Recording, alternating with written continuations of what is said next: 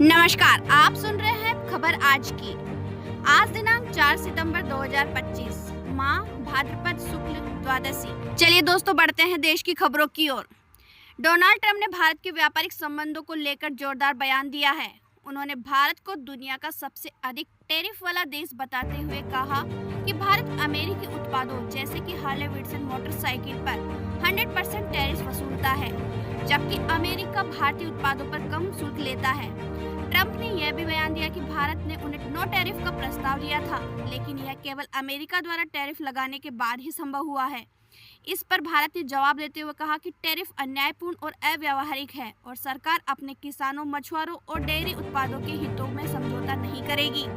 वहीं अमेरिकी सांसदों ने इस कदम की आलोचना की है और चेतावनी दी है कि यह अमेरिका भारत के दशकों पुराने सामरिक और आर्थिक सहयोग को प्रभावित कर सकता है। ट्रंप के इस बयान से दोनों देशों के बीच व्यापारिक तनाव बढ़ने की संभावना है और अब यह देखना बाकी है कि आगे रिश्तों में क्या बदलाव आते हैं। बढ़ते हैं अगली खबर की ओर। जीएसटी काउंसिल की अहम बैठक शुरू हो गई है और इसमें आम जनता को बड़ी राहत मिलने की उम्मीद है। बैठक में रोजमर्रा की करीब 175 चीजें सस्ती हो सकती है। दरअसल सरकार जीएसटी की मौजूदा 4 स्लैब को घटाकर सिर्फ 2 करने पर विचार कर रही है। इसमें 12% वाले सामान को 5% और 28% वाले सामान को 18% में लाने का प्रस्ताव है। वहीं कुछ चुनिंदा महंगी और हानिकारक वस्तुओं के लिए 40% का नया स्लैब बनाया जा सकता है। अगर ये फैसला लागू हुआ तो त्योहारों से पहले आम आदमी को बड़ी राहत मिल सकती है। दिल्ली में बाढ़ से हाहाकार, यमुना खतरे के निशान से ऊपर। जी हाँ, दिल्ली इस समय भयंकर बाढ़ की मार झेल रही है। लगातार बारिश और पहाड़ी राज्यों से छोड़े गए पानी से यमुना का जल स्तर खतरे के निशान से ऊपर पहुंच गया है। बुधवार शाम नदी का पानी 206 मीटर से ऊपर बहता नजर आया, जिससे लोहे का पुल और पुराना रेलवे ब्रिज बंद करना पड़ा। हालातों को देखते हुए प्रशासन ने राहत और बचाव कार्य तेज कर दिए। अब तक 10,000 से ज्यादा लोगों को सुरक्षित जगहों पर पहुंचाया गया है। बाढ़ग्रस्त इलाकों में नावें, मोबाइल पंप और लाखों रेत के बोरे तैनात किए गए। गाजियाबाद समेत कई जिलों में स्कूल बंद कर दिए गए। भारतीय मौसम विभाग ने राजधानी और आसपास के क्षेत्र के लिए रेड और ऑरेंज अलर्ट जारी किया है। पंजाब में भी 3 सितंबर 2025 को भारी बारिश और बाढ़ की स्थिति गंभीर बनी हुई है। राज्य के कई जिले प्रभावित हैं, जिसमें 29 लोगों की मौत हो चुकी है और लगभग 3.5 लाख लोग प्रभावित हुए हैं। सतलज, व्यास और रावी नदी उफान पर है। कई गांव और खेत जलमग्न हो गए। लगभग 1400 गांव और 3.5 लाख एकड़ कृषि भूमि बाढ़ से प्रभावित हो गई है। राज्य सरकार ने स्कूल, कॉलेज और विश्वविद्यालय 7 सितंबर तक बंद रखने का आदेश दिया है।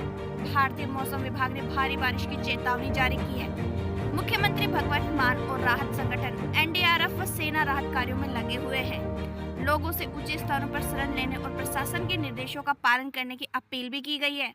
दिल्ली के मुख्यमंत्री अरविंद केजरीवाल ने भी बाढ़ प्रभावित लोगों की मदद की अपील की है। पीएम कुसुम योजना में राजस्थान टॉपर बना।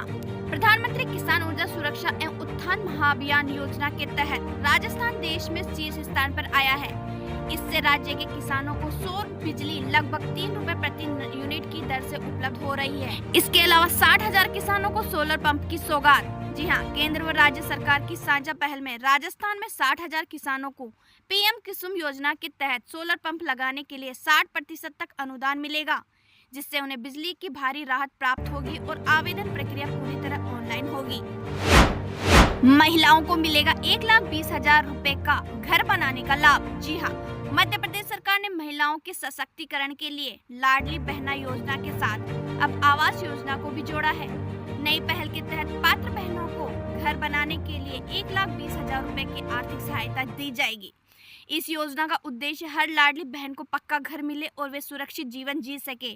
दूसरा राशि किस्तों में सीधे लाभार्थियों के बैंक खाते में भेजी जाएगी। पहले से चल रही लाडली बहना योजना के तहत महिलाओं को हर महीने 1,250 रुपए मिल रहे हैं, जिसे बढ़ाकर 1,500 रुपए किया जाएगा। राज्य सरकार का कहना है कि आने वाले समय में महिलाओं को आवास और मासिक भत्ता दोनों का लाभ एक साथ मिलेगा। बिहार से बड़ी खबर आई है। विधानसभा चुनाव से पहले पटना में राजद की अहम बैठक हुई। इस बैठक की अध्यक्षता की नेता प्रतिपक्ष तेजस्वी यादव ने की। बैठक में तेजस्वी यादव ने नेताओं और विधायकों को साफ निर्देश दिए कि मतदाता सूची में छूटे नाम तुरंत जोड़े जाएं और फर्जी नाम हटाए जाएं। तेजस्वी यादव ने ऐलान किया कि वे जल्द ही पूरे बिहार पर यात्रा पर निकलेंगी। इस यात्रा में वे गांव-गांव, शहर-शहर जाकर जनता से जुड़ेंगे और चुनावी संदेश पहुंचाएंगे। राजद का दावा है कि तेजस्वी यादव की यह यात्रा चुनाव अभियान का सबसे बड़ा हथियार साबित होगी। कल दोपहर 2:30 बजे दिल्ली में गृह मंत्री अमित शाह ने बिहार बीजेपी नेताओं के साथ अहम बैठक की। इसमें सीट बंटवारे, चुनावी रणनीति और पीएम मोदी की रैली की तैयारी पर चर्चा हुई। बैठक का मकसद आने वाले बिहार विधानसभा चुनाव के लिए बीजेपी और एनडीए की ताकत को मजबूत करना है।